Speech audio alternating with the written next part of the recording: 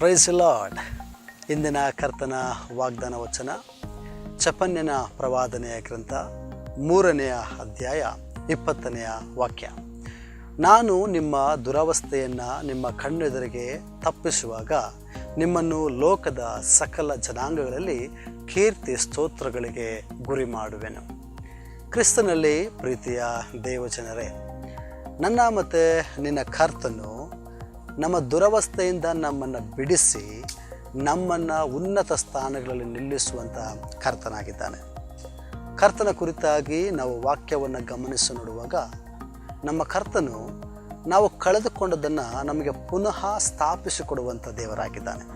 ಇಸ್ರಾಯೇಲ್ಯರು ತಾವು ಅನೇಕ ಸಾರಿ ಕರ್ತನಿಗೆ ವಿರೋಧವಾಗಿ ಪಾಪ ಮಾಡಿದ್ದರಿಂದ ಅನೇಕ ಸಾರಿ ಶಿಕ್ಷೆಗೊಳಗಾಗಿ ಬೇರೆ ರಾಜರುಗಳಿಗೆ, ಬೇರೆ ದೇಶಗಳಿಗೆ ಅವರು ಸ್ವಾಧೀನರಾಗಿ ದಾಸತ್ವಕ್ಕೆ ಒಳಪಟ್ಟಂಥ ಸಂದರ್ಭಗಳನ್ನು ಗಮನಿಸಬಹುದು.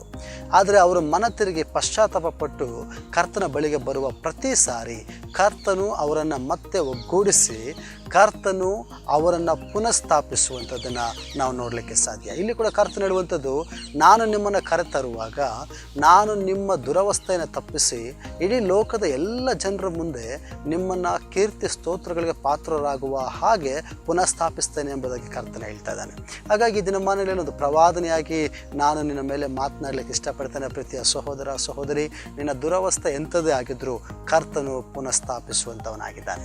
ಕರ್ತನು ಈ ದಿನಮಾನಗಳಲ್ಲಿ ನಿನ್ನನ್ನು ಎಲ್ಲಿ ನೀನು ಅವಮಾನಕ್ಕೊಳಗಾದೋ ಅಲ್ಲೇ ಮಾನಕ್ಕೆ ನಡೆಸಲಿಕ್ಕೆ ಶಕ್ತನಾಗಿದ್ದಾನೆ.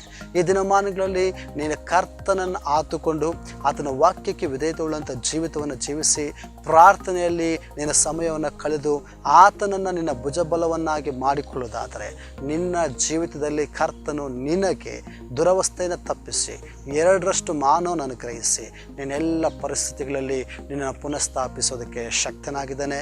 ಈ ವಾಗ್ದಾನದ ಮೂಲಕವಾಗಿ ಕರ್ತನ ಆಶೀರ್ವದಿಸಲಿ. God bless you. ಆಮೆನ್.